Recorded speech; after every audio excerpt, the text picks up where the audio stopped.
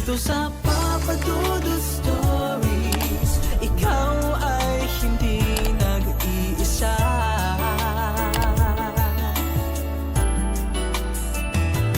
Dito sa Papa Dudut Stories, may nagmamahal sa'yo. Papa Dudut Stories, Papa Dudut Papa Dudut. Sa lahat po ng mga nakatutok ngayon, huwag pong kalimutan mag-like, mag-share at mag-subscribe. Maraming salamat po sa inyong lahat.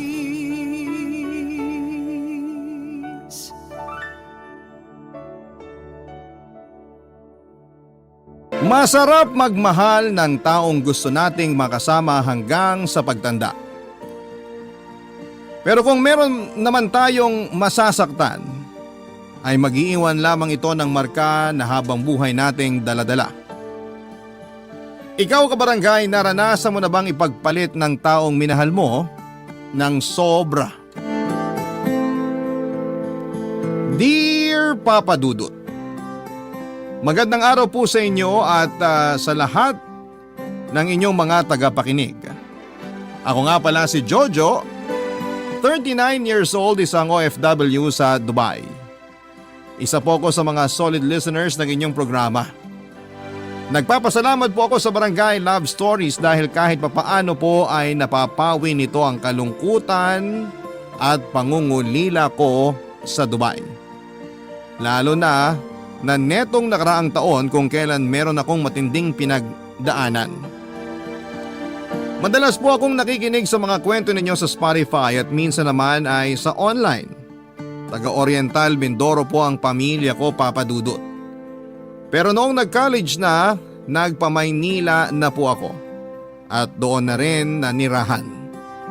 Naiwan naman yung mga magulang ko sa amin sa Mindoro dahil na-inspire ako sa mga kapatid ko na medyo nakakaluwag-luwag sa buhay ay nag-decide na rin po ako noon na magtrabaho sa abroad. 24 years old pa lamang ako noong sumabak ako sa pagiging OFW. Tungkol naman sa buhay pag-ibig ko ay nakakatatlong serious relationships na po ako. Yung una kong girlfriend ay na-meet ko noong high school at tumagal yon ng 3 taon. Yung ikalawa naman ay na-meet ko noong mag-work na ako sa Maynila at tumagal po yon ng 6 na taon. Yung ikatlo ay na-meet ko naman sa Dubai at tumagal ng 7 taon ng relasyon naming dalawa. Kung napapansin po ninyo ay matagal yung mga naging relasyon ko sa kanilang tatlo. Kapag nasa isang relasyon kasi ako ay hindi na ako tumitingin pa sa ibang babae para maiwasan yung cheating na sobrang nakakasira sa isang relasyon. Hindi rin po ako basta-basta pumapasok sa relasyon kapag hindi ako sigurado sa isang babae.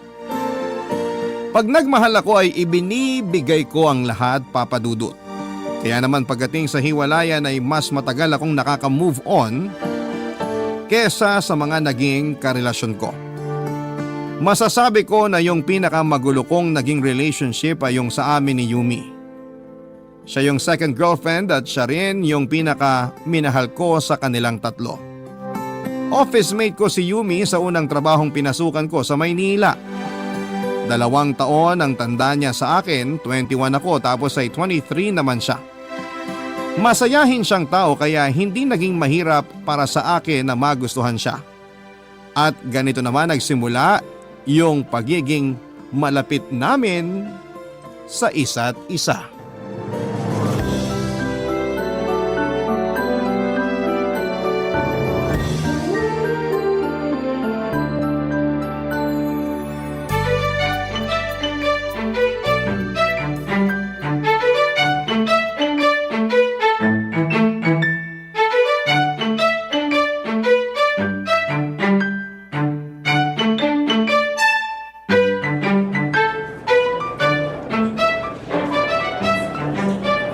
Jojo, paupo ako dito sa tabi mo ha.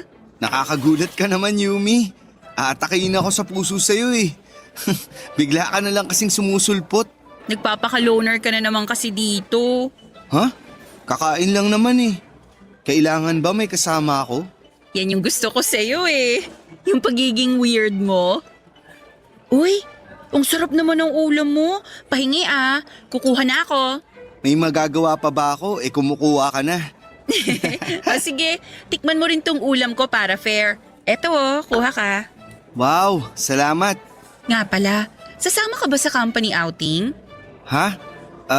Baka hindi. Seryoso? Bakit naman? Hindi rin naman kasi ako mahilig sa beach eh. Ano ba yan? Ikaw masyado ka nang nagpapamysterious sa amin ah. Ang dami na tuloy nagkakakrush sa'yo.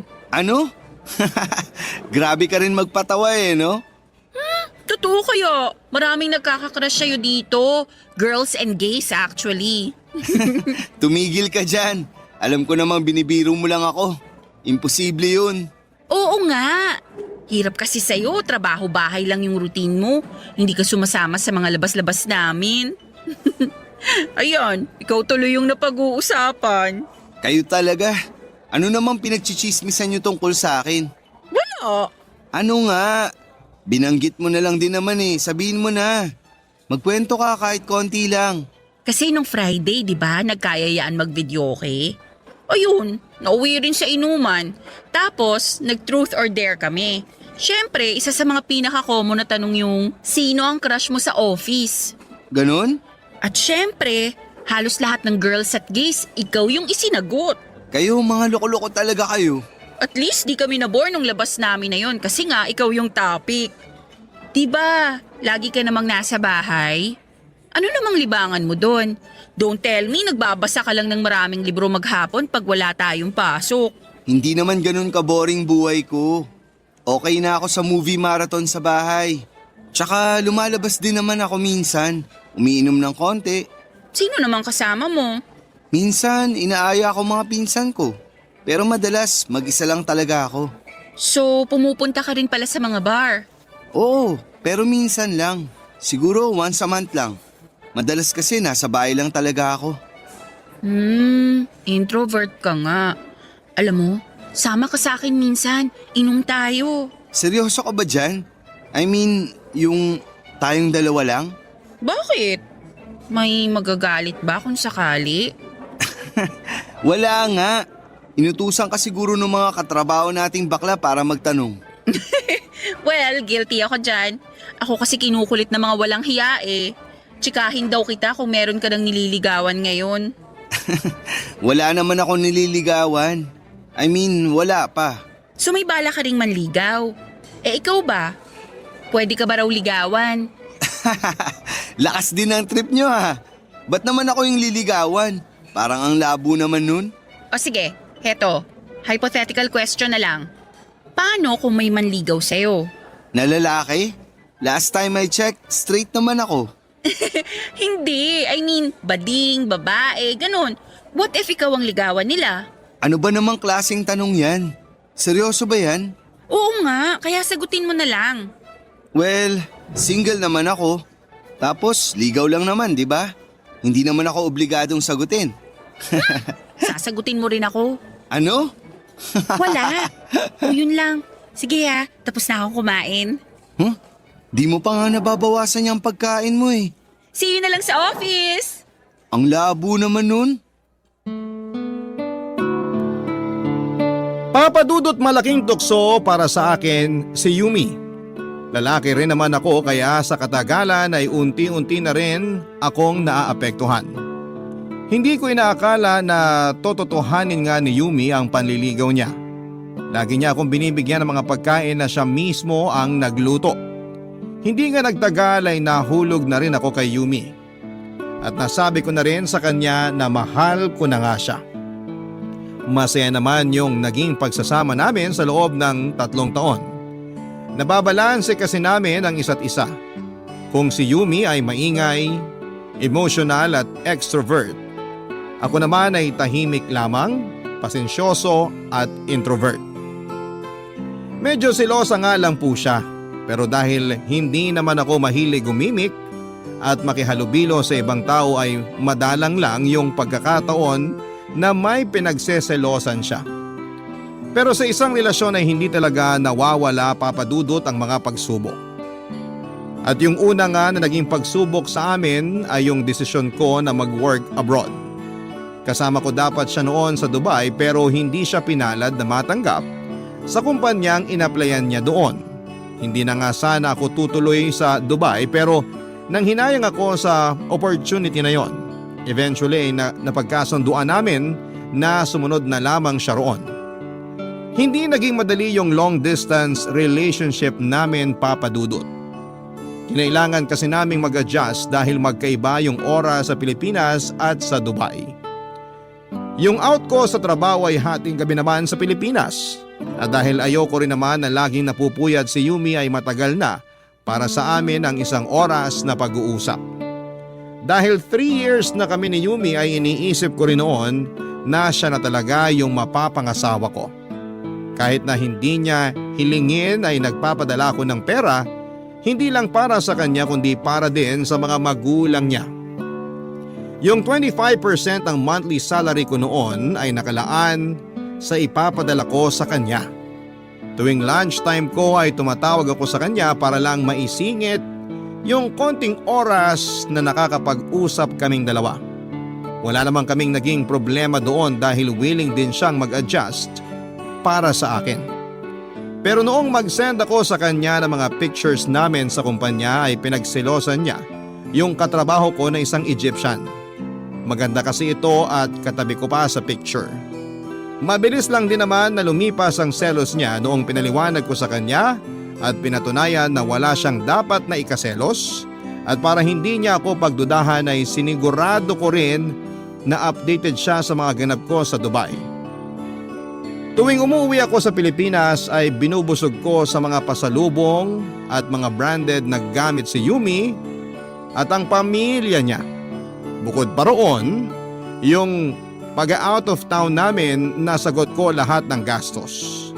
Magastos man at halos kakaunti na lamang, yung naiipon ko ay hindi yun naging problema sa akin. Bukal naman kasi yon sa kalooban ko dahil mahal ko si Yumi at napamahal na rin sa akin ang buong pamilya niya. Noong 2 taon ko na sa Dubai ay doon ko na naramdaman yung unti-unting pagbabago sa pakikitungo niya. Naging palaisipan tuloy sa akin yon. Yung una kong naisip na dahilan ay baka nai-insecure na si Yumi lalo na 2 beses na siyang nag-apply para magtrabaho sa Middle East pero lagi naman siyang nagkakaaberya. Yung una ay may hindi siya naihabol na papeles at yung isa naman ay nagkasakit siya at na-late sa final interview kaya may iba nang pinaboran. Sinubukan ko naman siyang tanungin tungkol sa napapansin kong pakikitungo niya sa akin pero lagi siyang walang ganang sumagot at malamig na malamig lagi ang pakikitungo niya. Doon ko na naisip na baka may iba na siyang nagugustuhan sa Maynila. Hanggang sa nag-decide akong umuwi ng Pilipinas para sa 6th anniversary namin ni Yumi, Papa Dudut.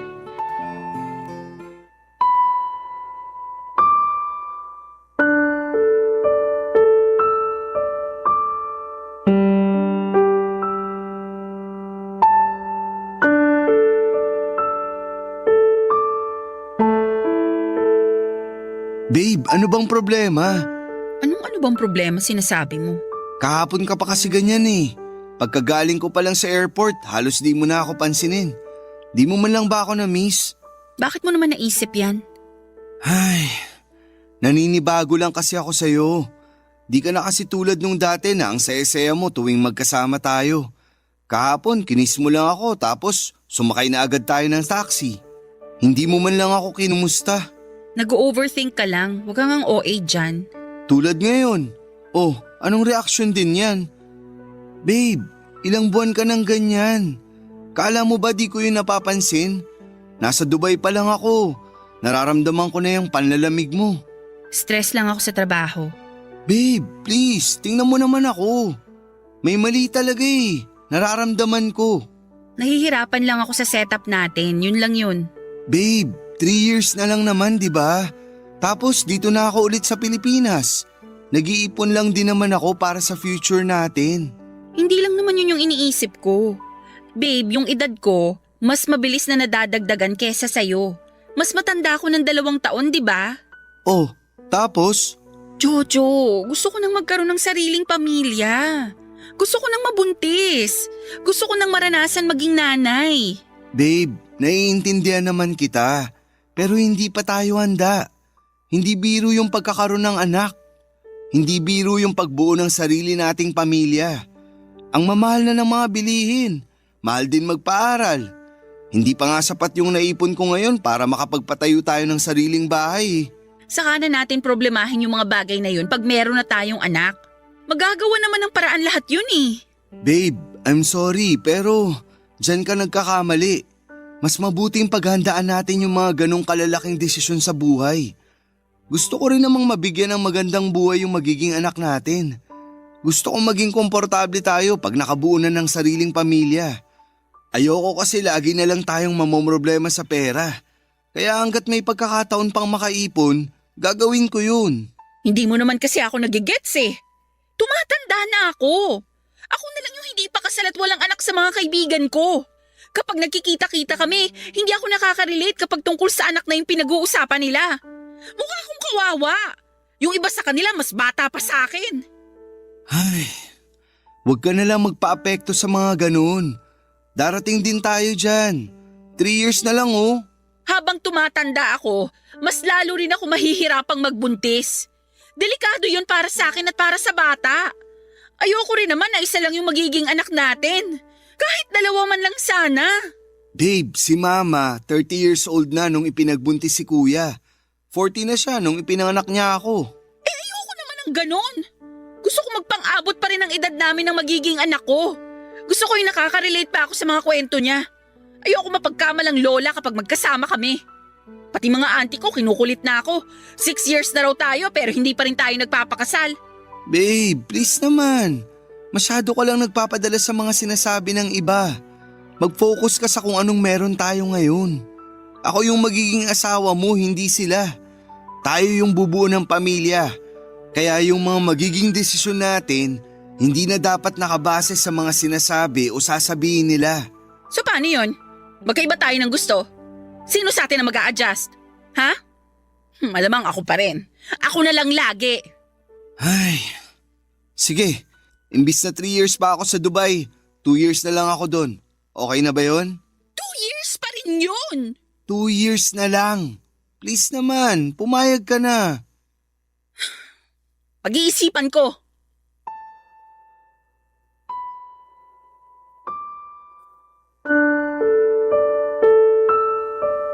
Papadudot na papayag ko pa rin naman si Yumi na sa halip na 3 ay 2 taon na lamang ako sa Dubai. Pagkatapos noon ay mag-i-stay na ako sa Pilipinas para magpakasal kami at bumuo ng sariling pamilya. Hindi naging madali para sa akin ang desisyon na yon dahil nangihinayang ako sa mga kaganapan sa buhay ko. Isa pa sanang taon ay makakaipon ako ng mas malaking halaga sa Dubai. Yung 1 taon ko kasing sweldo roon ay 3 taon na yung katumbas sa Pilipinas. Kaya gano'n na lamang ang panghihinayang ko. Gusto ko lang naman na maging praktikal noon, Papadudot, at hindi ko gustong pairalin ang emosyon ko dahil sa aming dalawa ni Yumi ako yung tatayong haligi ng pamilya at ako yung magpo-provide para sa amin. Natuto na po kasi ako sa naging relasyon ng mga magulang ni Yumi. Batid ko naman noon yung kwento nila. Nagtanan lang kasi sila noon. Sa first 2 years ng pagsasama nila ay puno po yun ng sweetness at hindi pa gaanong dama yung hirap ng buhay. Pero sa katagalan, unti-unti rin namang nabuwag yung magandang samahan dahil sa problema sa pera at sa pambababae ng tatay ni Yumi. Hindi ko naman ini-invalidate yung nararamdaman ni Yumi. Alam kong nape-pressure na siya sa estado ng mga kaibigan niya, pati na rin sa expectations ng mga kamag-anak niya, Papadudot. Hindi naman ako nagkulang sa pagpapaunawa sa kanya noong magiging sitwasyon namin kapag minadali namin ang pag-aasawa. Pero nakakalungkot lang sabihin na mas pinili niyang makinig sa iba kesa unawain ako at tulungan na paghandaan ang future naming dalawa. Papadudot, ilang buwan nga lang mula nang bumalik ako sa Dubai. mas lalo kong naramdaman yung panlalamig niya. At sa pagkakataong yon, Papa Dudut, malakas ang kutob ko na meron siyang iba. Barangay Love Stories. Barangay Love Stories. Papa Dudut, nung minsang tumawag ako kay Yumi ay narinig ko siya na nakikipag-usap sa isang lalaki. Noong tanungin ko siya, ipinakilala naman niya yung lalaki bilang si Jeffrey. Katrabaho niya raw noon. Kahit sa boses lang ay dama ko yung kakaibang saya ni Yumi habang kausap si Jeffrey ng oras na yon. Kaya hindi ko naiwasan na pagdudahan silang dalawa. Simula pa lang po ay masama na ang kutob ko kay Jeffrey na yon. Tuwing nagkakausap kami ni Yumi at nababanggit yung pangalan ng lalaking yon ay para bang kinikilig siya at may kakaibang excitement sa boses niya. Pero kapag normal na usapan lang namin ay bagot na bagot at parang hindi makapaghintay na matapos na yung usapan namin. At noong tumagal-tagal pa ay mas lalo nang naging madalang ang pag-uusap namin ni Yumi. Dahil sa pagbabagong yon ng girlfriend ko ay hindi ko maiwasan na ma-insecure kay Jeffrey. Sa unang pagkakataon ay nakaramdam ako ng selos. Ang mahirap pa ay malayo ako kay Yumi kaya kung ma-inlove siya sa iba ay wala akong laban doon. Sa nangyayari noon ay nagawa ko tuloy yung mga bagay na hindi ko naman ginagawa noong simula pa lang ng relasyon namin.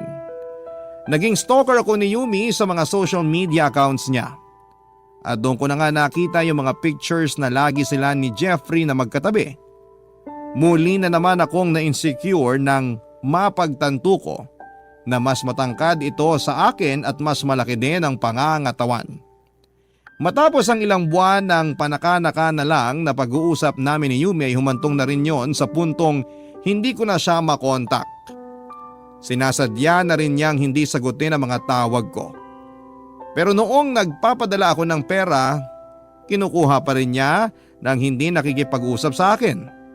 Dahil sa pag-aalala ko ay napilitan na akong kontakin ang mga kapatid niya at wala kasi silang alam na nagkaproblema na kami ni Yumi.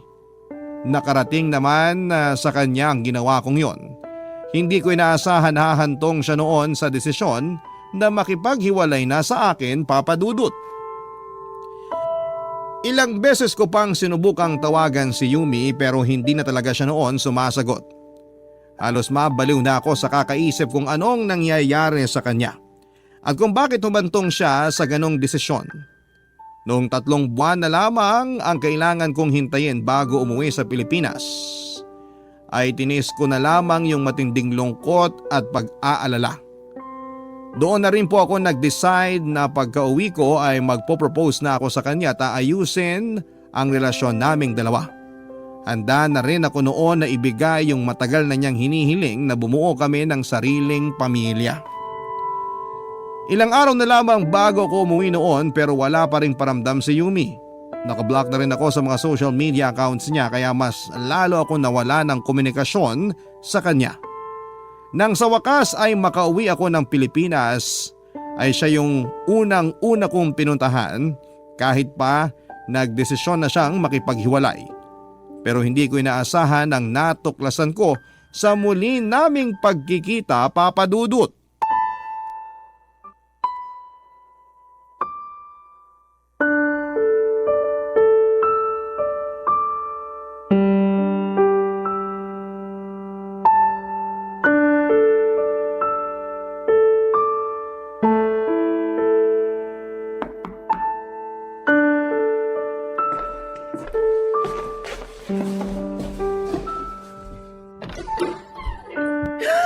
Jojo, anong ginagawa mo rito?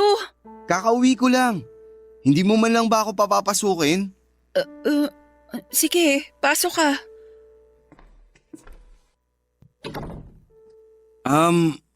Kamusta ka na? Okay naman, upo ka. Salamat.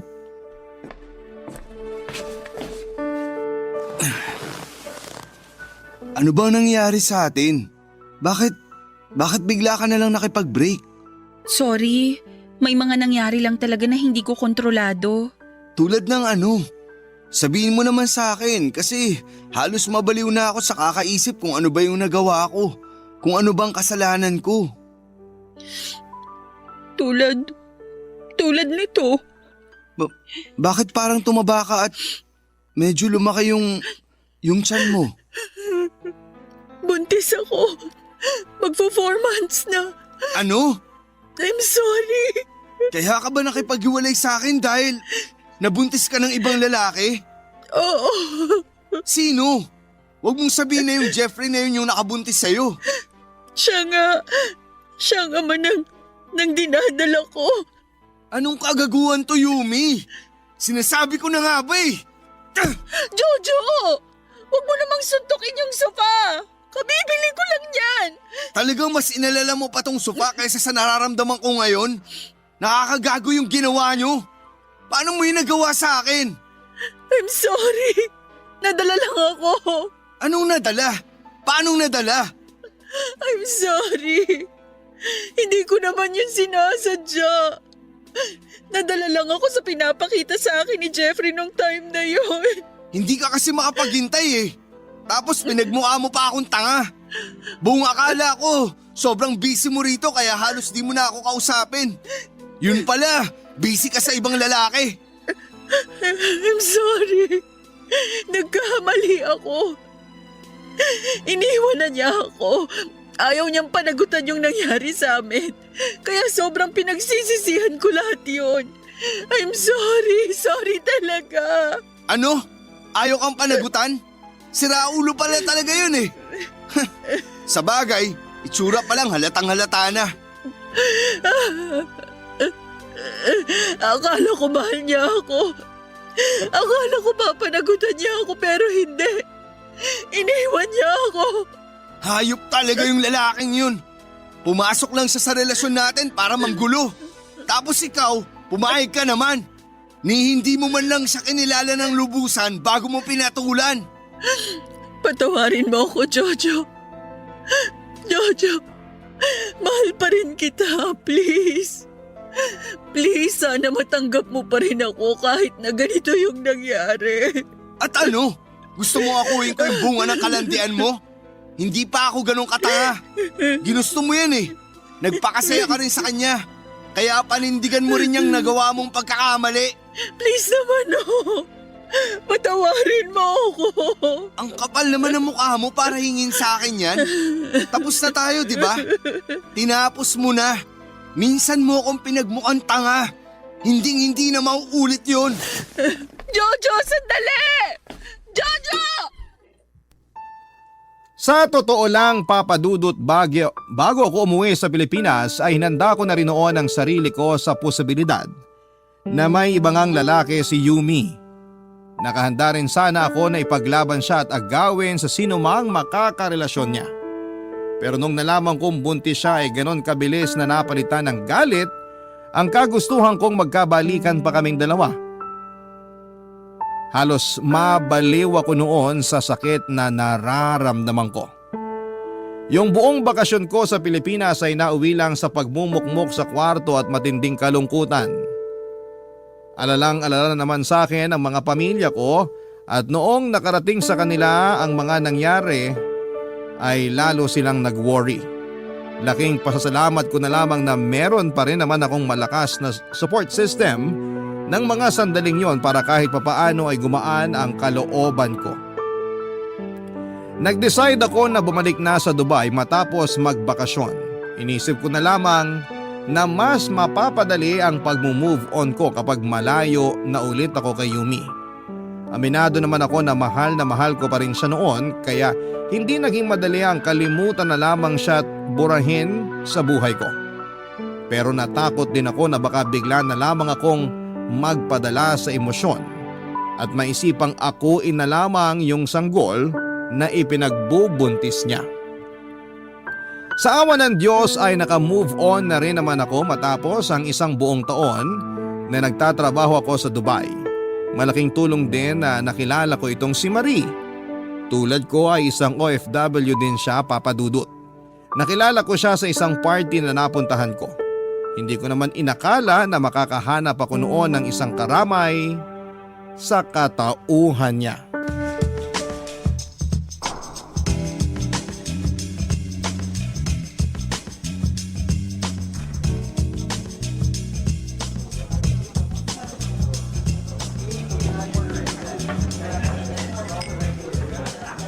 Hi! May kasama ka ba dito sa party? Hi. Wala eh. Ikaw ba? Wala rin. Pwede bang umupo sa tabi mo? Sure. Upo ka. Salamat. Pwede magtanong? Oo naman. Ano yon? Gaano ka nakatagal dito sa Dubai? Kakarating ko lang dito 3 months ago. Nice. Ikaw lang ba yung nag-decide na dito magtrabaho? Oo. Wala namang pumipigil sa akin. Kasi kahit ano namang gawin ko, suportado ng parents ko. Goal ko rin kasi talaga na makatulong sa kanila financially. Ang bait mo naman. Wala ka pa bang boyfriend? Nako, masyado atang personal yung tanong ko. Okay lang kahit wag mo nang sagutin. Hindi, okay lang. Nagtaka lang ako kung bakit bigla mong natanong. Pasensya ka na ha. Wala kasi ako masyadong kakilala rito sa party. Nakita kitang tahimik dito sa sulok kaya naisip ko na ikaw na lang yung kausapin ko. Kwentuhan lang, kung komportable ka. Di mo naman kailangan humingi ng pasensya. Willing din naman ako makipagkwentuhan. Medyo nag-alangan lang ako kanina kasi syempre di naman kita kilala. Oo nga pala. Nauna na yung kwentuhan pero di pa ako nagpapakilala. Ako nga pala si Jojo. Ikaw? Marie. So, pwede nang ituloy yung kwentuhan? Oo, at para matuloy yon, sasagutin ko muna yung tanong mo kanina kung may boyfriend na ako. Well, wala na. Break na kami. Oh, ilang taon naging kayo? 4 years. 6 months ago lang kami nag-break kaya medyo fresh pa yung sakit. Pareho pala tayong kagagaling lang sa breakup. Pero ang tagal nyo rin ha. Mahaba na rin yung 4 years. Kayo ba ng ex mo? Gaano katagal naging kayo? 6 years. Wow! Mas matagal yung sa inyo. Anong nangyari? Ba't kayo naghiwalay? Di kasi siya nakapaghintay eh. Saan? Sa pagpapakasal? Oo, konting tiis na lang sana eh. Ganon? Oo, sa sobrang inip nga niya, nagpabuntis na siya sa ibang lalaki. Ano? Joke ba yan? Hindi, totoo yun. LDR. Oo, Hay, yun talaga yung unang kalaban natin, no? Ako rin eh, LDR. Pero yung boyfriend ko, ex-boyfriend ko, OFW rin. Pero sa New Zealand naman siya. Yung plano namin, magkasama sana kami doon. Pero yung ending, pinagpalit niya ako sa blonde girl na kulay blue yung mga mata. alam mo, naniniwala ako na kung mahal ka talaga ng isang tao, kahit na ano pa yung tuksong dumating, hindi ka niya ipagpapalit kahit na kanino. At hindi na rin niya ilalagay ang sarili niya sa mga sitwasyong alam niyang matutukso lang siya. Ouch! Ang sakit naman yan. So ibig sabihin di niya talaga ako mahal? Sorry real talk lang. Mas masakit pa yata yung sinabi mo kaysa dun sa iniisip kong dahilan. Iniisip ko na lang kasi na mababaw lang talaga siya kaya pinagpalit niya ako sa mas sexy at mas maganda kaysa sa akin. Walang mas. Ang ganda mo kaya. Sus! Bolero. Uy, hindi real talk din yun. Sa unang gabi pa lang ng pagkakakilala namin ni Maria ay nag-click po kami kaagad, Papa Dudut. Hindi ko alam kung dalalang ba yon ng edad o ng maturity. Pero iba yung kilig na naramdaman ko pagkatapos ng gabing yon. Mas kalmado, mas malalim, iba sa kilig na naramdaman ko noon kay Yumi na intense at nakakapagod. Sa ilang oras lang nang nagkausap kami ay pakiramdam ko ay nahanap ko na yung taong kamatch ko talaga sa maraming bagay. Pareho kaming praktikal at pareho kaming naniniwala na ang pagpapakasal at pagpapamilya ay ginagawa lang kapag pareho ng handa ang magkarelasyon. Yun din ang dahilan kung bakit naging interesado ako sa kanya, Papa Dudut. Yung unang pagkikita namin noon ni Marie ay nauwi pa sa ilang casual dates na hindi para sa dalawang taong naghahanap ng karelasyon kundi ng isang kaibigan. Pero hindi rin naman nagtagal at niligawan ko na rin siya. Sinagot niya rin naman kaagad ako. Noong naging kami na ay halos wala namang nagbago sa aming dalawa. Iba kasi yung samahang nabuo namin. Mature at responsable ring maituturing kaya hindi nakapagtataka na tumagal ang relasyon naming dalawa. Maganda at naging smooth ang aming pagsasama, mabilis na dumaan ang mga taon. Sa 7th anniversary namin ni Marie nitong nakaraang taon lang ay nakapag-decide na kami or nag-decide na ako na alokin siya ng kasal. Hindi naman siya nagdalawang isip na tanggapin kaagad yon. Kaya naman noong nagbakasyon kami sa Pilipinas noong nakaraang Pasko, ay naisip namin na isabay sa selebrasyon ang anunsyo tungkol sa pagpapakasal naming dalawa. Pero sadyang mapaglaro ang tadhana ng panahong yon, Papa Dudut. Dahil isang multo ng nakaraan ko ang bumulabog sa bakasyon naming yon ni Marie, Papa Dudut. Barangay Love Stories. Barangay Love Stories. Matapos naming i-anunsyo sa mga kaibigan at kamag-anak namin ng tungkol sa pagpapakasal namin ni Marie, nagplano na rin kami para sa church wedding, Papa Dudut. Pero sa hindi naasahang pagkakataon nang puntahan namin yung gagawa ng souvenirs para sa kasal namin ay si Yumi yung humarap sa amin. Dahil nakita na rin naman ni Marie yung mga picture noon ni Yumi ay agad niya rin po itong nakilala. Sobrang awkward po ng sandaling yon, Papa Dudut, pero noong banggitin ni Yumi na kasal na siya at may 2 anak na rin, ay naramdaman ko na biglang nagbago ang tono at pakikitungo ni Marie rito. Para bang mas naging kampante na siya. Ngunit ang hindi niya alam ay parang lumukso yung puso ko nung muli kaming magtagpo ni Yumi matapos ang 6 na taon. Tila biglang nanumbalik ang lahat ng mga ala-ala namin. At doon ko din na-realize, Papa Dudut, na hindi pa rin pala ako totally naka-move on sa kanya. Dahil 1 buwan lang ang bakasyon namin sa Pilipinas ay minadali na namin ang preparasyon ng kasal. Kaya may mga lakad kami ni Marie na magkahiwalay para mas mapabilis na yon. Hindi ko naman akalain na sa akin niya ipagkakatiwala noon ang pag-aasikaso ng mga souvenir namin. Ibig sabihin noon ay hinayaan niya lamang ako na makipag-usap kay Yumi. Medyo kinabahan ako ng sandaling yon dahil wala sa tabi ko si Marie. Hindi ko alam kung sinadya niya na papuntahin ako roon para sukatin yung loyalty ko sa kanya o nagawa niya yon kasi malaki talaga ang tiwala niya sa akin. Ngunit kahit na anong iwas ko, Papa Dudut, ay hindi ako nilubayan ng tukso.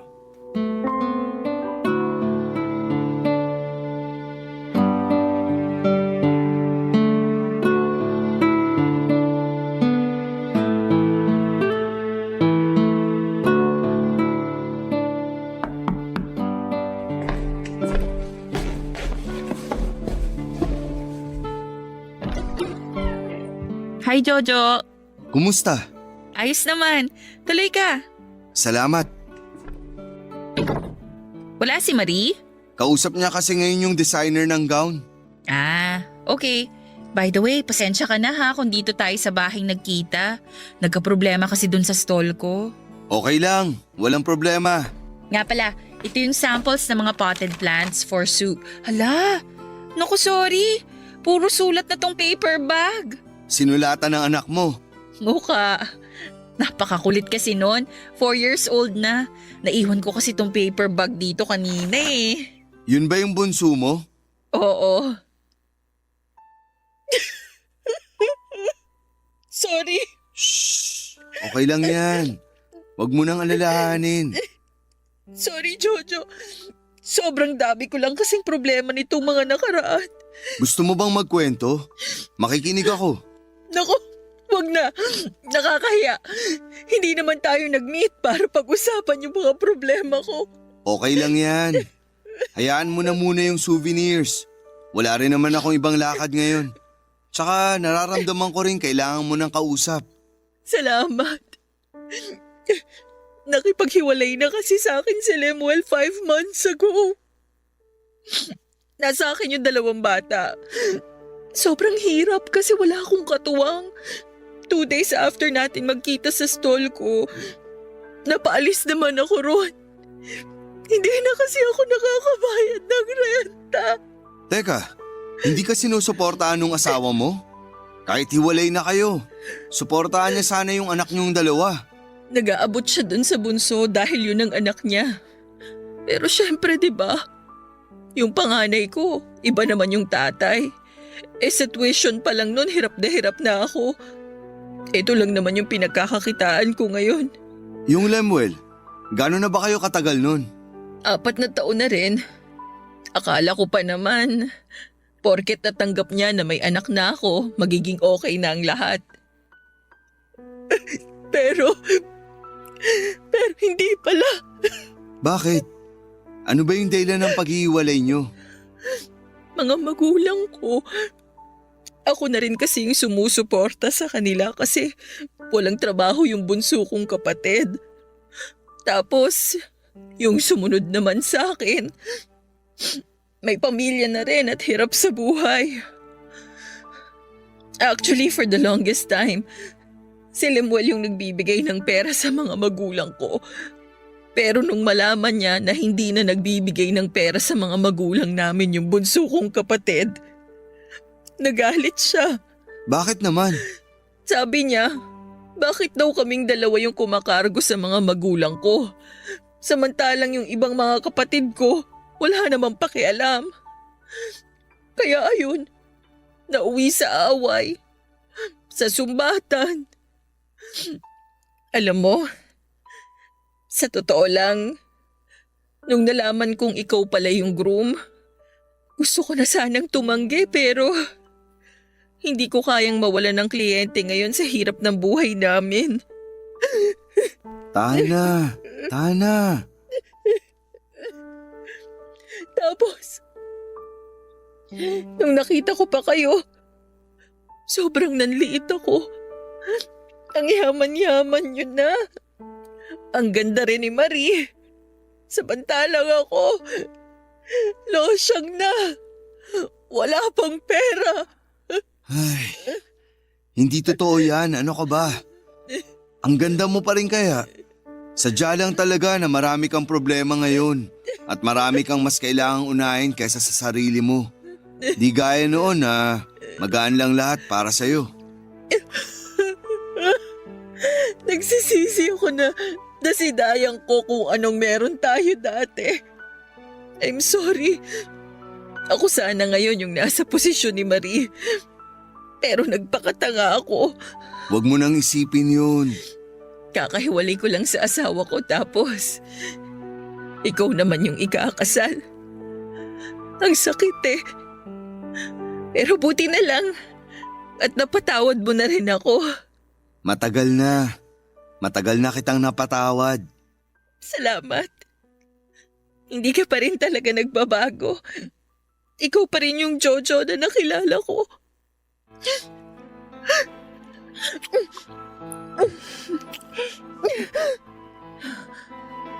Jojo, ikakasal ka na. Alam ko, pero mahal pa rin kita.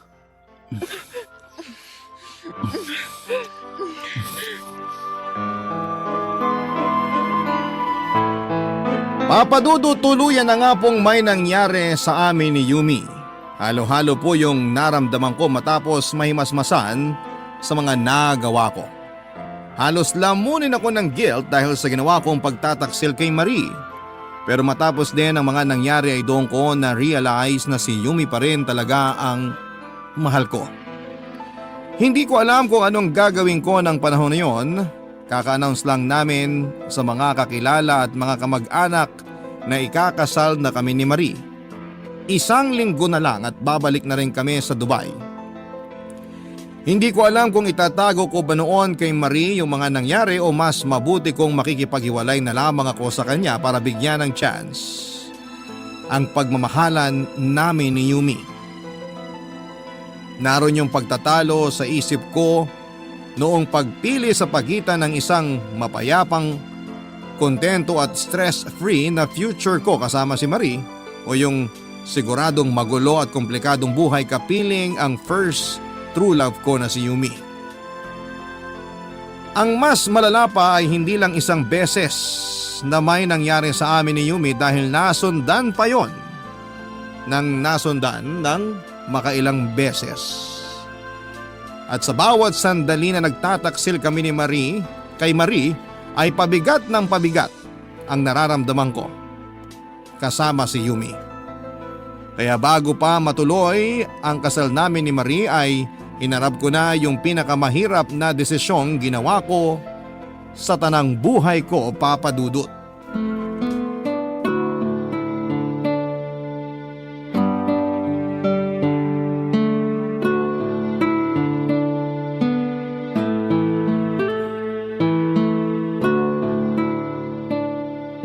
Mahal, pwede ba kitang makausap? Ha? Oo, sige. Tungkol ba saan? Ay, shucks! Dadaanan pa pala natin yung mga ipapadala ng office mate ko. Sige, mamaya na lang pag uwi natin. Hindi, ngayon na para matapos na. Hindi, wag mo nang isipin yun. Mamaya na lang. Bakit, mahal? Mukhang seryoso yan ah.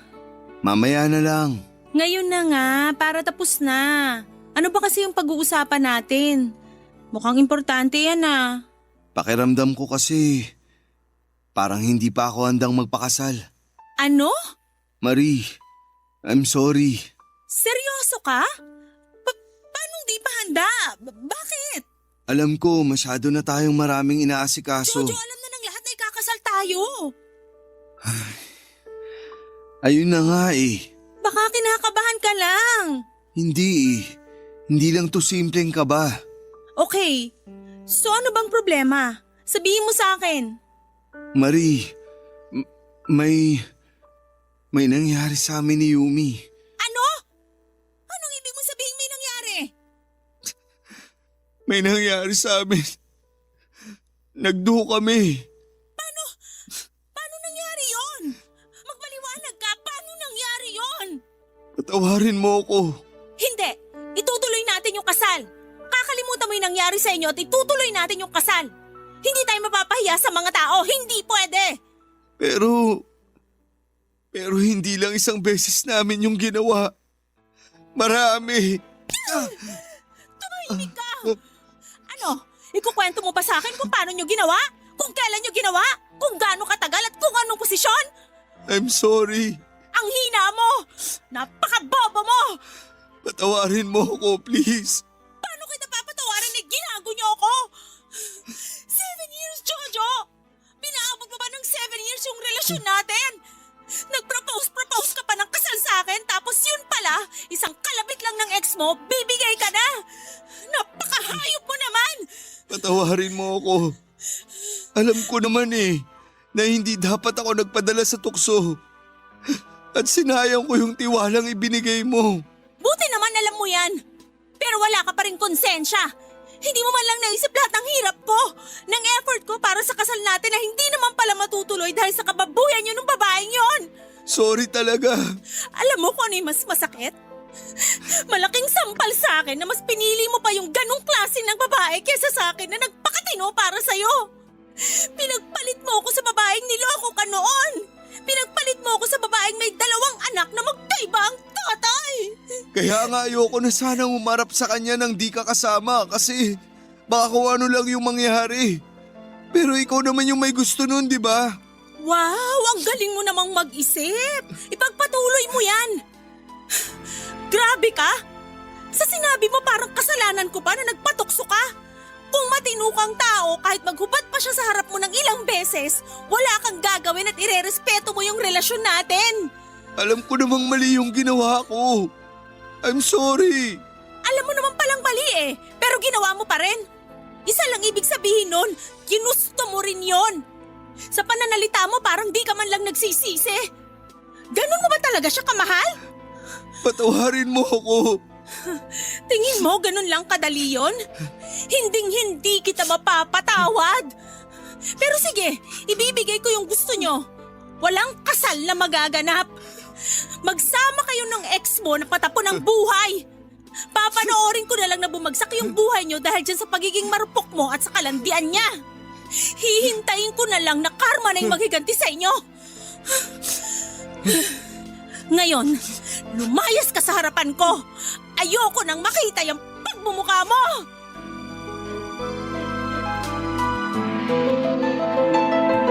Papa Dudut, hindi na nga natuloy yung sanay kasal namin ni Marie. Sinubukan ko pa rin humingi ng tawad sa kanya pero nauunawaan ko rin naman na hindi niya talaga kayang ibigay sa akin yon.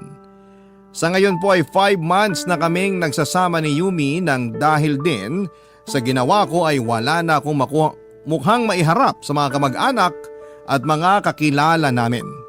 Higit sa lahat ay hindi ko madala at maiharap sa kanila si Yumi dahil alam kong huhusgahan lamang nila ito at hindi pakikitunguhan ng tama. Kaya sa ngayon ay para kaming nagtatagong dalawa. Nangupahan kami sa isang maliit na apartment at inako ko yung responsibilidad ng pagiging ama sa mga anak ni Yumi.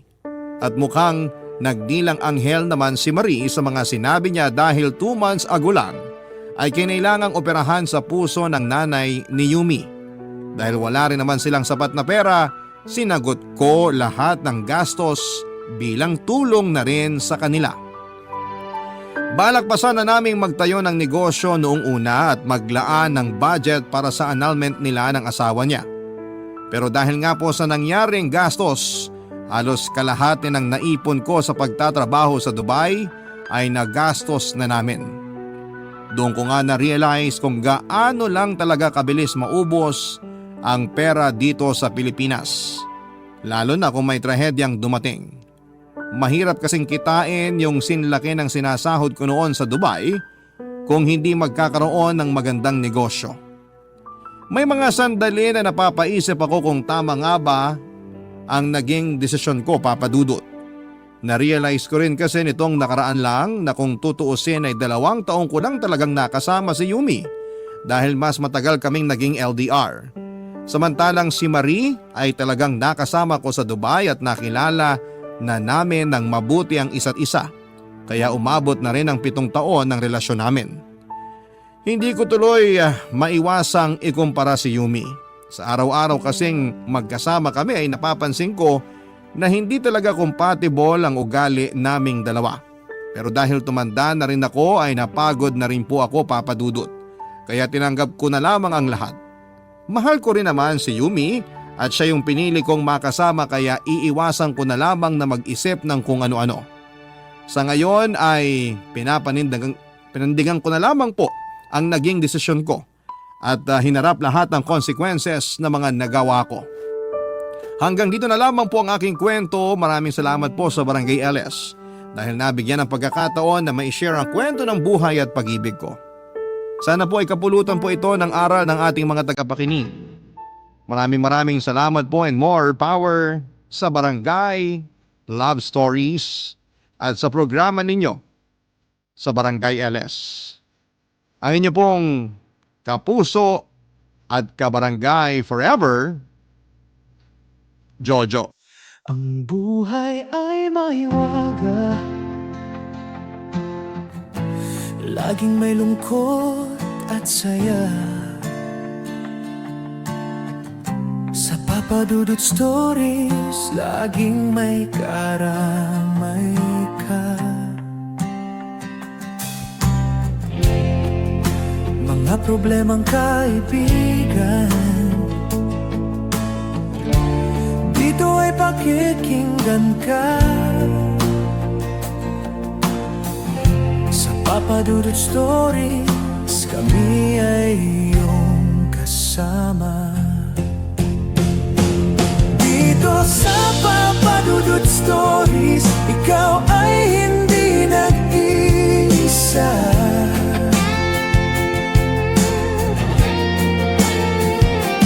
Dito sa Papa Dudut Stories, may nagmamahal sa'yo.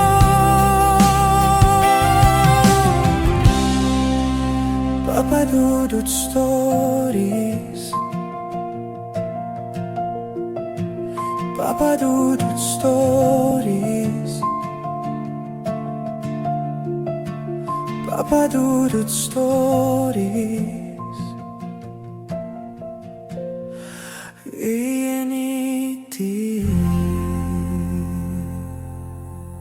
Dito sa Papa Dudut Stories, ikaw ay hindi nag-iisa.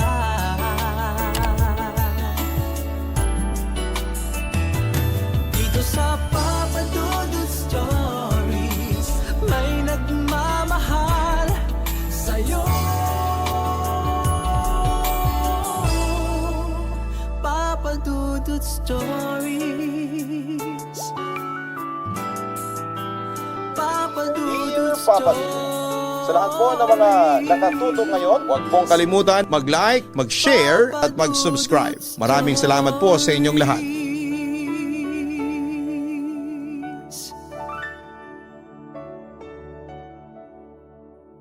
Lahat naman tayo ay nagkakamali. Lahat tayo nagkakasala. Pero hindi kailanman magiging refleksyon ang mga nagawa nating pagkakamali sa ating pagkatao. Ikaw kabarangay, may mga pagkakamali ka ba sa buhay na pilit mong inaayos hanggang ngayon?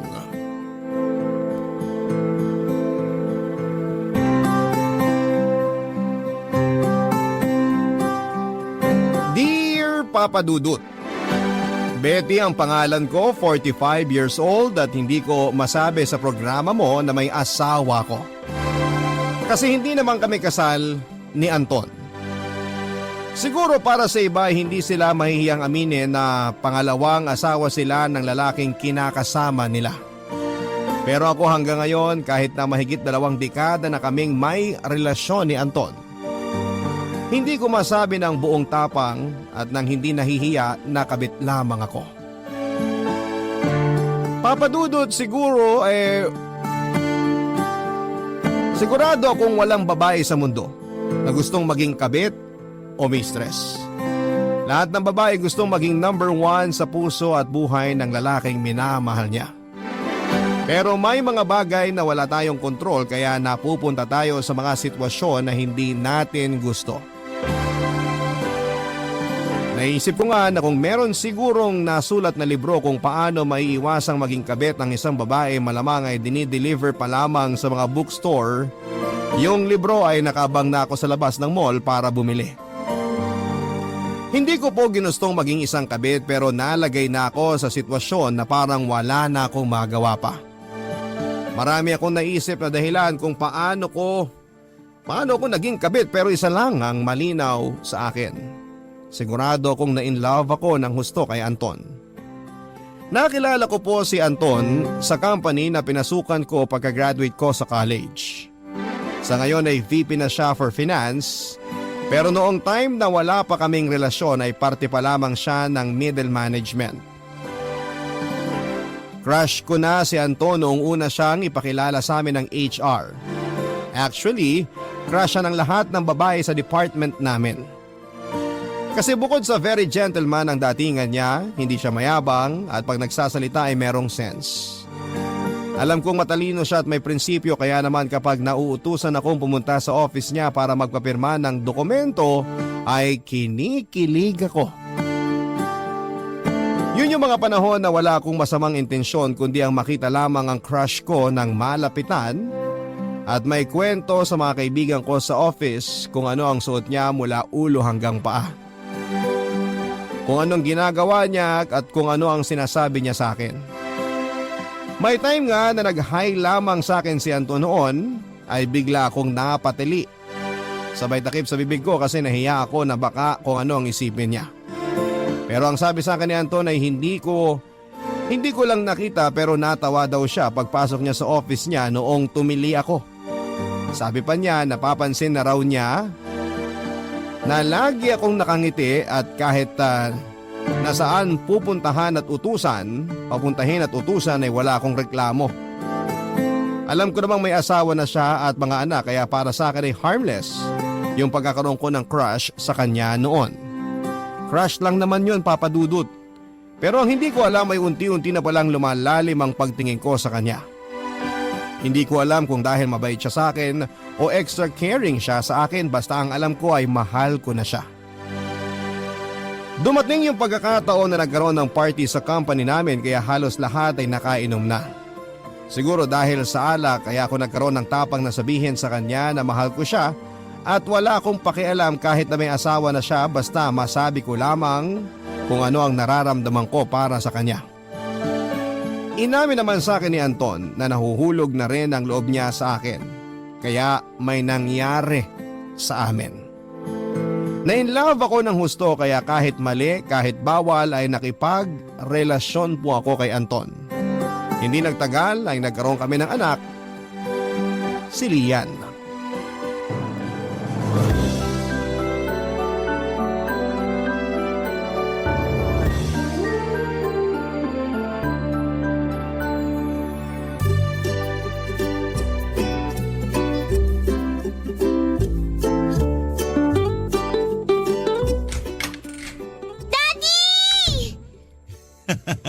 Wow! Ang cute naman ang suot ng prinsesa namin. Hug mo nga si Daddy. Daddy! Hug! Asan si Mami mo? Mami! Lian, hindi ba sabi ko sa'yo huwag kang sisigaw? Mami, hinag ko si Daddy kanina. Hug mo rin siya. Hug, hug! Oo nga naman. Oh, nasaan ang hug ko? Kayo talagang mag-ama oh. O sige na, group hug tayo. Wow! Nakakawala ng pagod yun ah. Teka lang, ba't nandito ka? Sabi mo bukas ka pa dito matutulog. Nag-away kayo ni Gigi? Ikaw naman? Nagpupunta lang ba ako dito pag nag-aaway kami ni Gigi? Oo, madalas. I'm sorry. Okay lang. Hindi naman ako nagre-reklamo eh. Tsaka sanay na ako maging second class citizen. Betty, hindi ka second class citizen. Mahal ko kayo ni Lian at lagi kong pinaparamdam sa inyong pagmamahal ko. Alam kong hindi ko kayang ibigay sa inyo ang 100% na atensyon ko. Pero hindi ko hahayaang apihin kayo ni Gigi at ang mga anak ko o kahit ng ibang tao. Alam ko naman yun eh. Kaya nga nagpapasalamat ako kasi pinanindigan mo yung pagiging tatay mo kay Lian. Nagpapasalamat din ako kasi natanggap ni Gigi si Lian at close din ang mga anak mo sa anak natin. Oo nga. And speaking of being close, kaya ako napaaga ng punta rito kasi pinabibigay ni Gigi itong invitation kay Lian. Birthday ni Tom sa Saturday. Gusto ni Tom, nandun din si Lian. Ah, oo nga pala. Sige, ipapasama ko na lang si Manang kay Lian para madala sa bahay nyo. Sigurado ako matutuwa si Lian na makita uli yung mga kuya niya. I'm sure matutuwa rin ang mga kuya niya. Si Lian lang kasi ang baby girl sa family namin. Lahat ng mga kapatid ko, puro lalaki rin ang anak. Kaya excited silang makita uli si Lian. Don't worry, ipapahatid ko sila dun sa Sabado. Betty?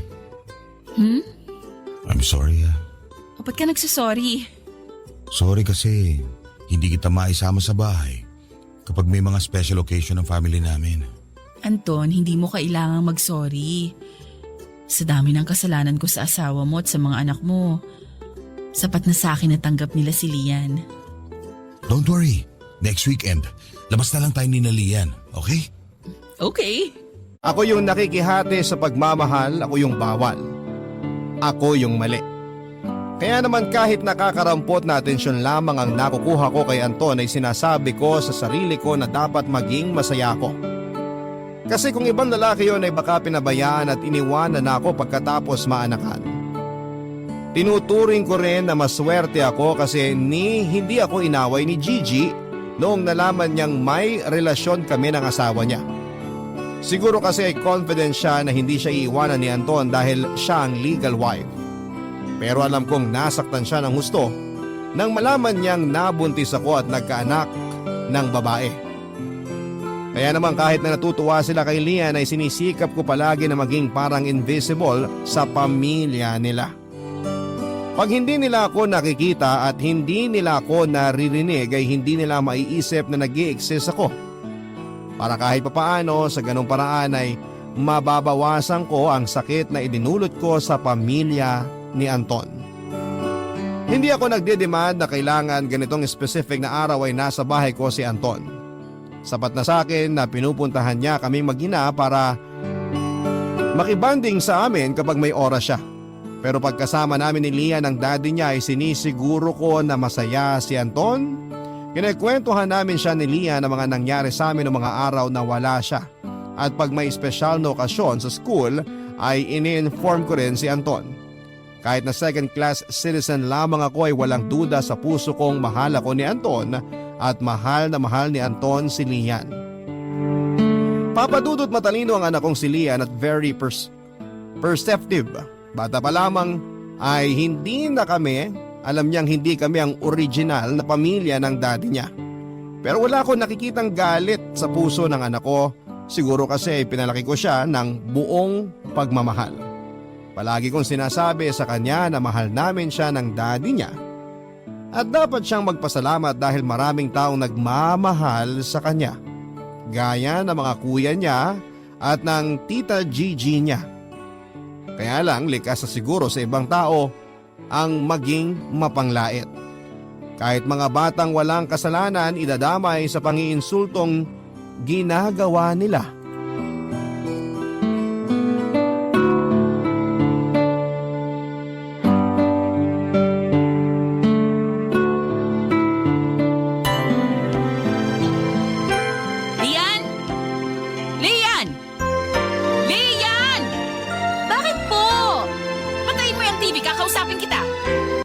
Ano ba yan? Matatapos na yung pinapanood ko eh. Nagsumbong sa akin si Manang. Kailangan ko raw magpunta sa school nyo kasi may inaway kang kaklase. Ma, hindi ko siya inaway.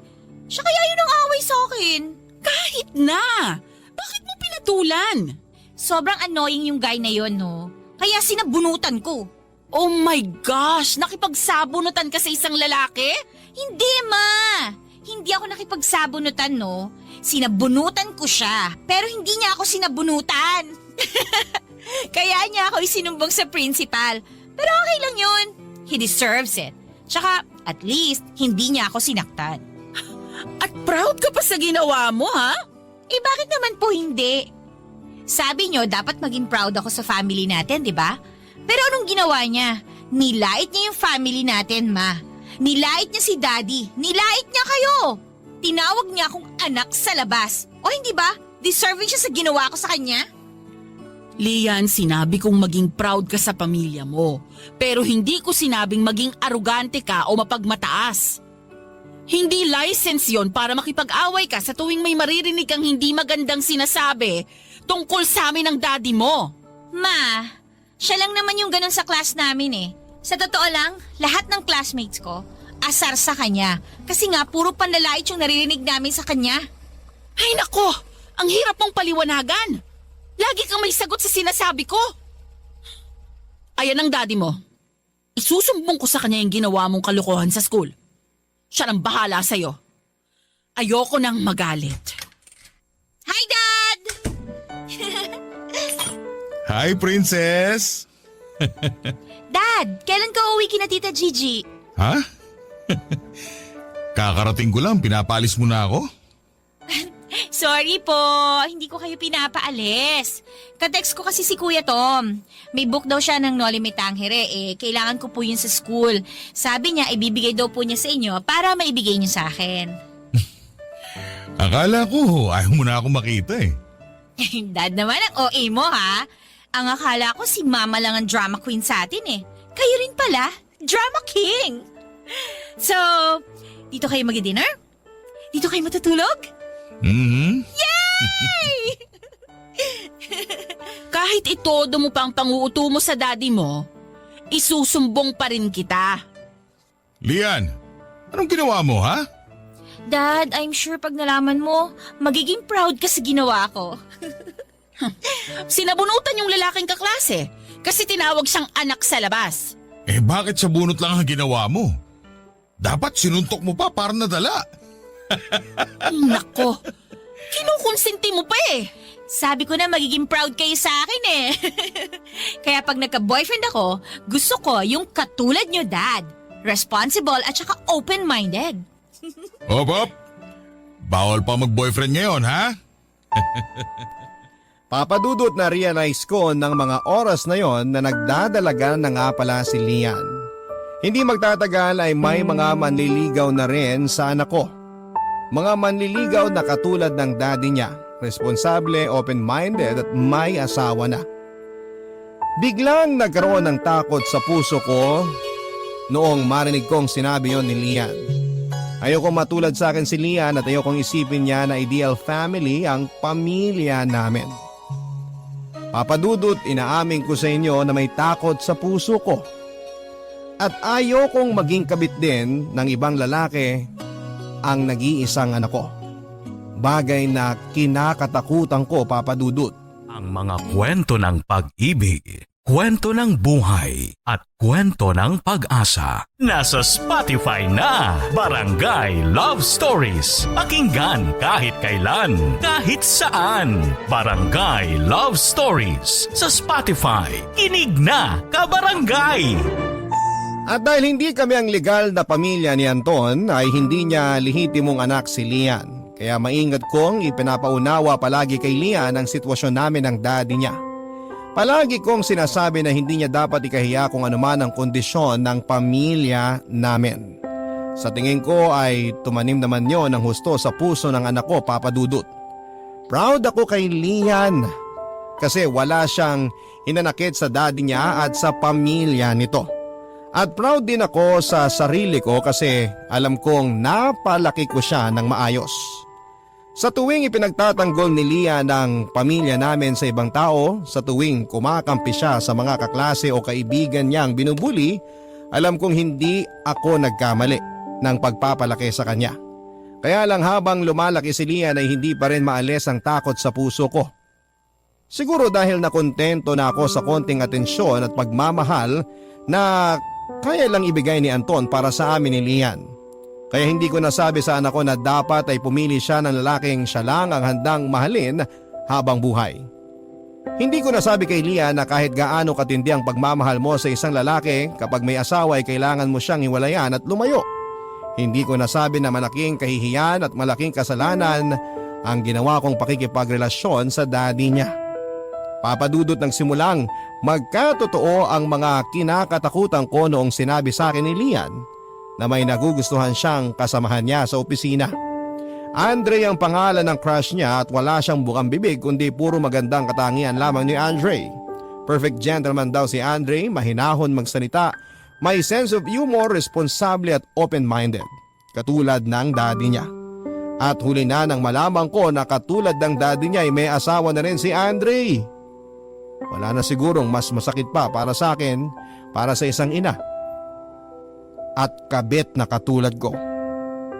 Ang malaman na anak mong iniingatan ay magiging kabit din, Papadudot.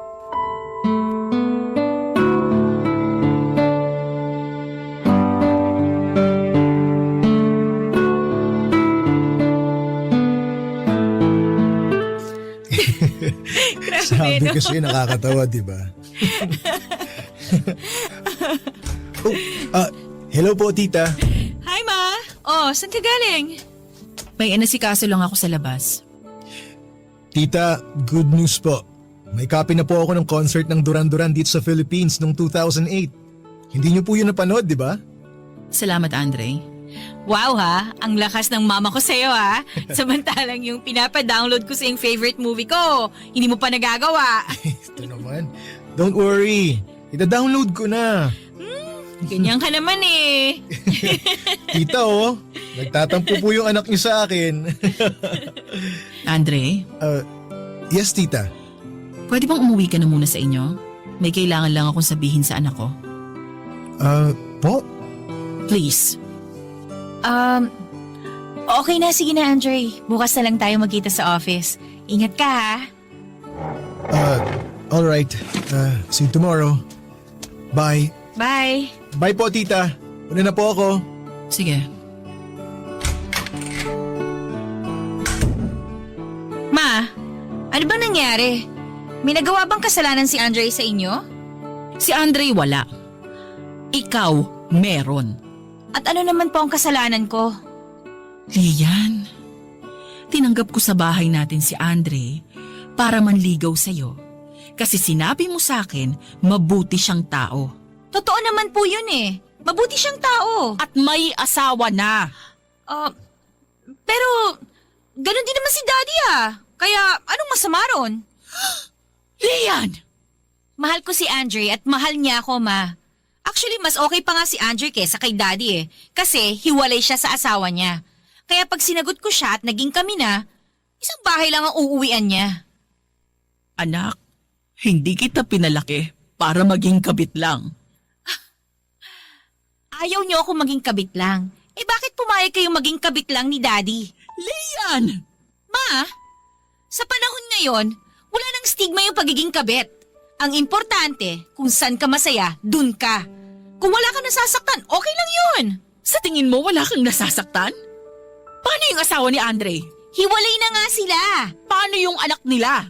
Hindi ko na problema yun, no? Lian, makinig ka sa akin! Huwag mong itulad ang... Ma, ano ba? Unang-una, hindi ako magiging kabit lang na katulad nyo. Kasi hihiwalayan na ni Andre yung asawa niya. Pangalawa, sorry ma ha, pero wag nyo akong pagsasabihan na magiging kabit lang ako ng boyfriend ko. Wala kayong karapatan kasi kabit lang din kayo.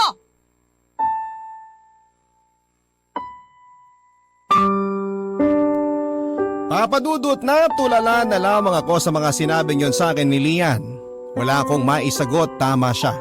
Nawalan ako ng karapatan na pagsabihan siya na huwag siyang makontento sa pagiging isang kabit dahil ako mismo ay kabit lamang. Papadudot sa dami ng pagkakamaling nagawa ko sa buhay, iisa lang ang alam kong nagawa ko ng tama. Ang isilang si Lian sa mundo. Dahil sa anak ko kaya ako nagkaroon ng lakas ng loob para magpatuloy sa buhay.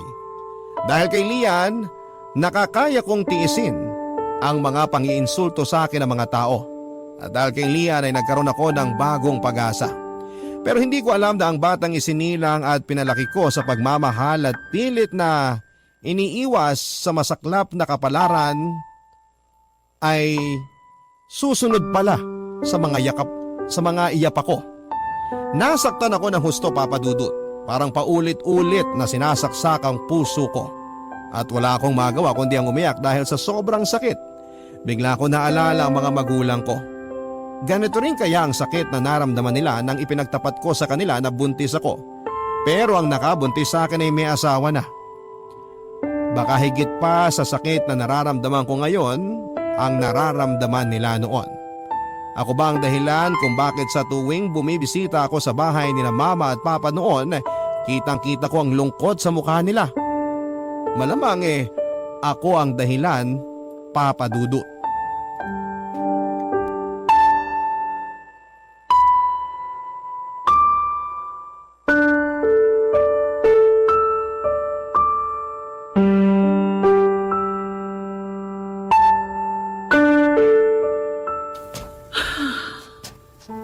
Ang mabuti pa, uminom ka na muna ng tubig para hindi ka iyak ng iyak.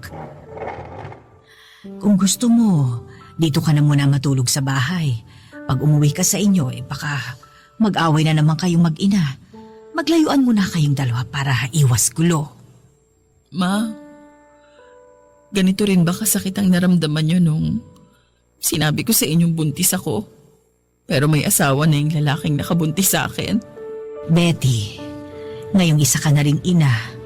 Sa palagay mo ba, may magulang na gugustuhin sapitin ng anak niya yung mga nangyari sa'yo?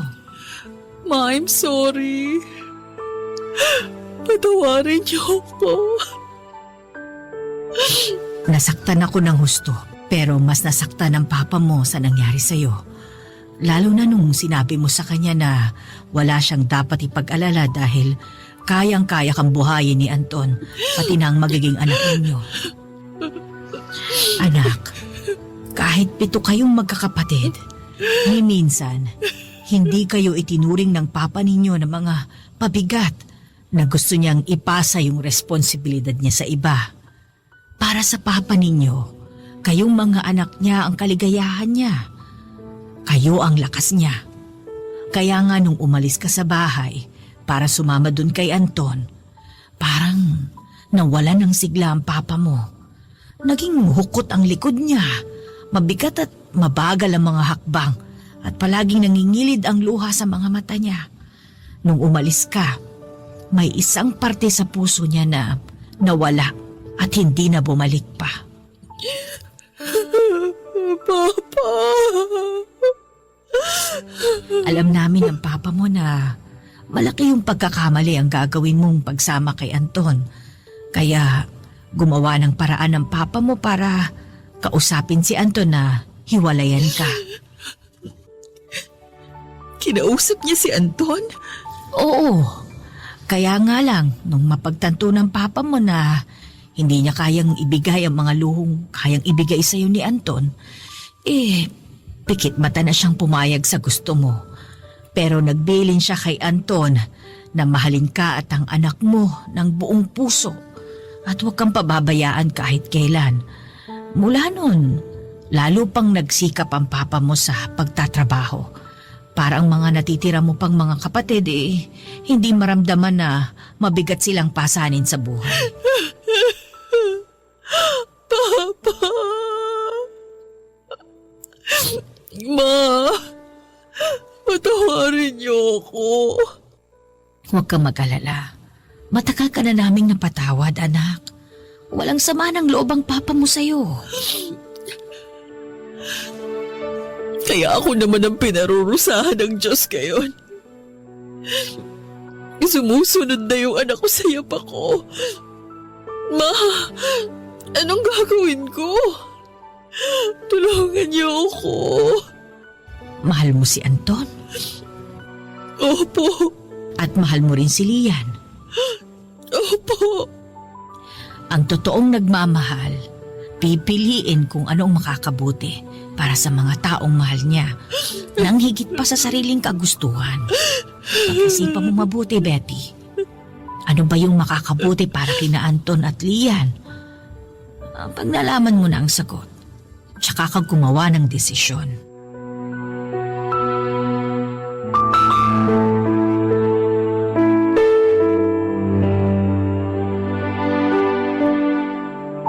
Papadudot bukod sa mga magulang ko, sina Anton at Lian lang ang 2 taong pinakamamahal ko sa buhay. Para sa kanilang 2, handa kong gawin ang lahat kahit na buhay ko pang maging kapalit. Tama si Mama dahil ako ang taong nagmahal kina Anton at Lian. Kailangan kong piliin at gawin kung ano ang makakabuti para sa kanila nang higit pa sa sarili kong kagustuhan. Pero ano yon? Anong makakabuti para kina Anton at Lian ang dapat kong piliin at gawin? Pinag-isipan ko mabuti kung ano ang bagay na yon at nang malaman ko ang sagot ay bigla na lamang akong natakot noon, Papadudot, at naiyak. Ang mga kwento ng pag-ibig, kwento ng buhay at kwento ng pag-asa. Nasa Spotify na, Barangay Love Stories. Pakinggan kahit kailan, kahit saan. Barangay Love Stories sa Spotify. Kinig na, kabarangay! Yon. Dahil sa pagmamahal ko sa kanya at sa takot na baka iwanan niya ako ay hindi ko sinalungat ang mga desisyon niya. Maswerte ako dahil mabuti siyang tao. Lahat ng desisyon niya laging nakakabuti para sa akin. Kaya bagating sa anak ko ay hinahayaan ko rin ang anak ko ang mag-decide sa sarili niya. Iniwasan kong makialam dahil ayokong sumbatan niya ako na balang araw na hindi isang normal na pamilya ang ibinigay ko sa kanya. Pero dahil sa sinabi ni Mama, nabuksan ang puso at isipan ko sa kung ano ba talaga ang makakabuti para sa aming 3. Para mapigilan ko si Lian sa direksyon na gusto niyang tahakin ay kailangan kong mabawi ang karapatan na nawala sa akin. Ang magbigay ng payo sa kanya kung ano ang nararapat at maibalik siya sa tamang daan. Magagawa ko lamang yon kung matitigil ako sa pagiging kabit. Ibig sabihin noon ay kailangan kong iwanan si Anton at kailangan kong talikuran ang mahigit 2 dekada naming pagsasama.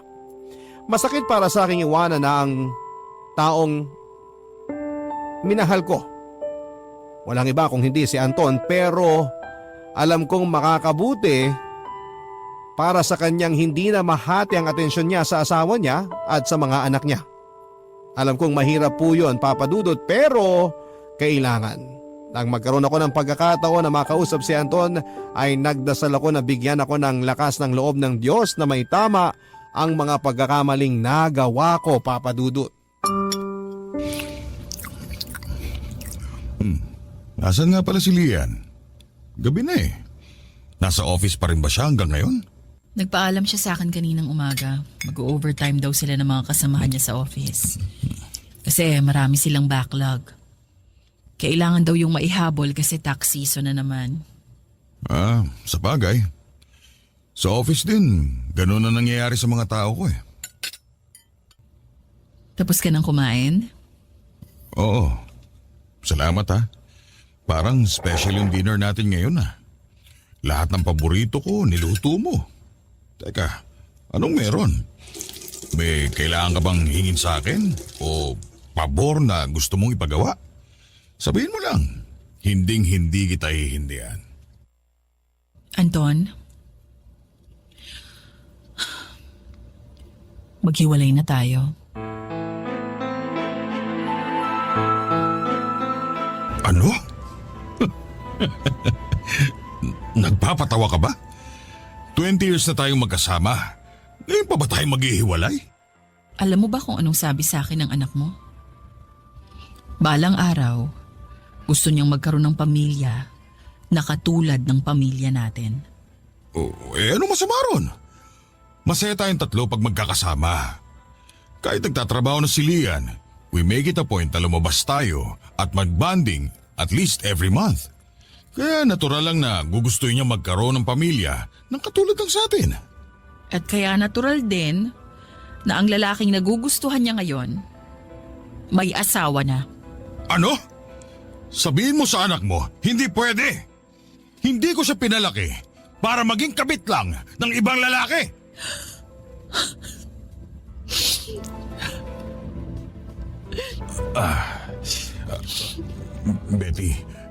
Betty, I'm sorry. Wala akong pinatatamaan sa sinabi ko. At kahit kailan, alam mong hindi kabit ang turing ko sa'yo, kundi asawa. Anton, masakit para sa akin na maghiwalay tayong dalawa. Pero yun ang nararapat gawin. Kailangan kong maitama ang mga dati kong pagkakamali. Para maitama ang pagkakamaling gustong gawin ni Lian. Hindi kita maintindihan. Anong kinalaman ng relasyon natin sa gagawin ng anak mo? Kailangan kong mapatunayan kay Lian na mali ang gagawin niyang pagpasok sa relasyon kay Andre. Mapapaniwala ko lang si Lian. Kung ang sarili niyang ina, magkakaroon ng kredibilidad na sabihin yon. Para magkaroon ako ng kredibilidad na sabihin hindi magiging maganda ang buhay niya kapag pumayag siyang maging kabit lang. Kailangan kong tumigil sa pagiging kabit. Ano? Hindi ako babayag. Sa isang iglap, itatapon mo na lang ang pinagsamahan natin. Hindi lang ikaw nagsakripisyo at nahirapan para maging successful ang relasyon natin, Betty. Malaki rin ang pinuhunan ko at hindi lang pera ang tinutukoy ko. Anton, please! Nakikiusap ako sa'yo. Para kay Lian. Gawin na natin kung ano yung tama. Hindi ako babayag! Pag umalis ka rito, huwag ka nang babalik! Dahil hindi ako makikiusap sa'yo na makipagbalikan sa akin! Papa Dudut, kahit na hindi ko alam kung saan ako pupunta, kahit na wala akong source of income, umalis ako sa bahay na mahigit 2 dekada naming tinerhan ni Anton at Lian. Masakit para sa akin gawin yon, pero yon ang kailangang mangyari. Iniwan ko ng tuluyan si Anton. Bumalik ako sa bahay ni Mama at tinanggap niya ako ng buong puso. Parang nahulaan na niyang iiwan ko si Anton. Ilang araw din po akong umiiyak dahil sa paghihiwalay namin ni Anton, pero nang mapagod na ako sa kakaiyak at natanggap ang desisyong ginawa ko, para po akong nabunutan ng tinik sa dibdib. Nagkaroon ng kapayapaan ng puso ko sa mga sandaling yon at na-realize ko na tama ang naging desisyon ko. After a week ay pinuntahan ako ni Anton sa bahay ni Mama at inamon na bumalik na sa bahay namin. Mahal ko po si Anton, Papa Dudut, at gusto ko siyang makasama, pero kailangan kong manindigan para sa ikabubuti naming lahat. Kahit si Lian, pinuntahan din ako para kumbinsihin na bumalik na sa bahay namin dati.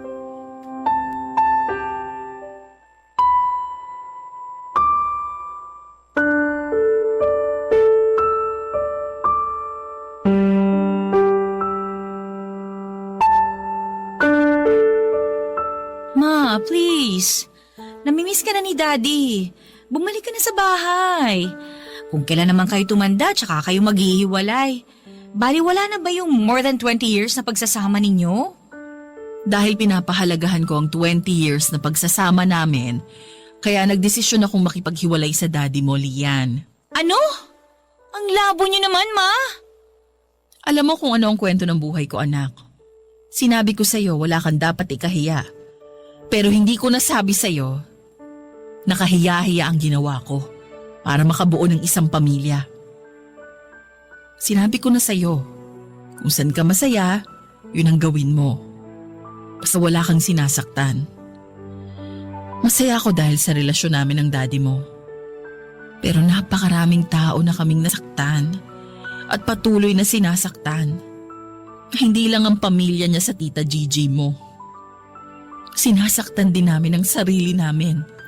Ma, kung ang wino-worry mo, yung relationship namin ni Andre, huwag kang mag-alala. Iiwan ko na siya. Huwag mo lang iwan si Daddy, please. Kung hindi si Andre, may ibang lalaking darating na magugustuhan mo, na posibleng may asawa uli. At sa susunod, baka kahit anong gawin ko, hindi na kita makukumbinsing iwan siya. I give up! Ano ba talagang gusto niyo mangyari?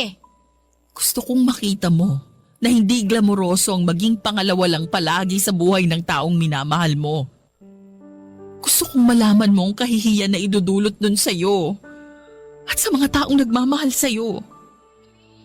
Gusto kong maintindihan mo na may kapangyarihan kang baguhin ang buhay mo at walang kinalaman ang nakaraan ko sa pagpili ng taong makakasama mo habang buhay.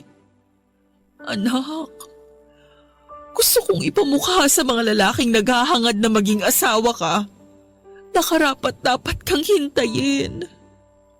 Anak, ayokong ituring nilang basura ang isang taong itinuturing kong kayamanan.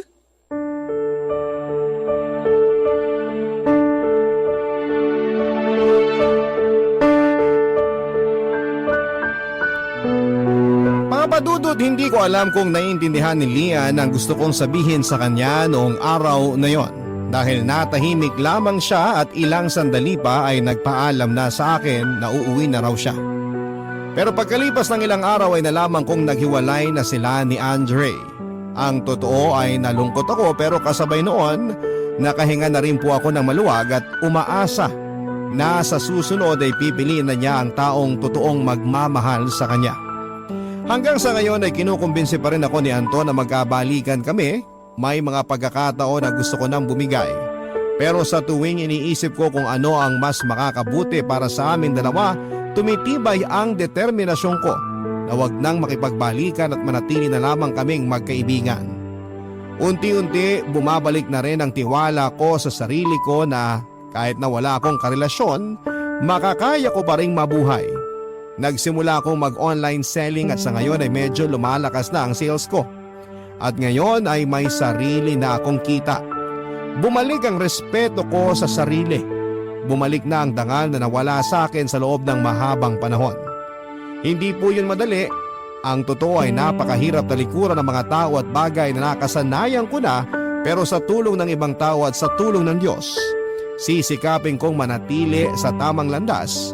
Para kahit na sumunod sa landas na tinatahak ko si Lian, hindi ako matatakot. na maliligaw ko siya. Sinisikap kong maging mabuting puno para maging mabuti rin ang maging bunga ko. Hanggang dito na lamang po, Papa Dudut. Maraming salamat at binigyan mo ng panahon na basahin ang kwento ng buhay ko. Sana po ay kapulutan ito ng aral ng mga nakikinig sa inyo. At para sa mga kababaihang may pinagdadaanan ng katulad ng sa akin ay huwag kayong matakot. Sa bawat pagising natin, binibigyan tayo ng pagkakataon na magbago at piliin ang tama. Sana balang araw ay magkaroon kayo ng lakas ng loob na gawin yon. Muli maraming salamat po sa inyo, Papa Dudut, ang inyong kapuso at kabarangay forever, Betty. Ang buhay ay mahiwaga,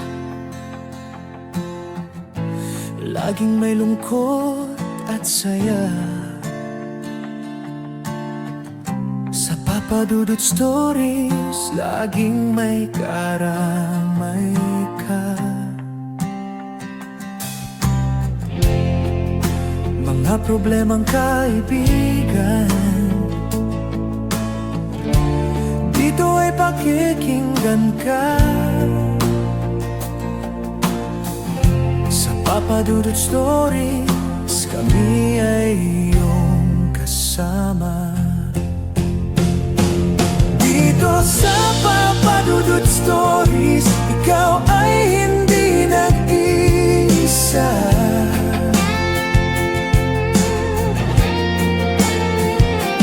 Dito sa Papa Dudut Stories, may nagmamahal sa'yo.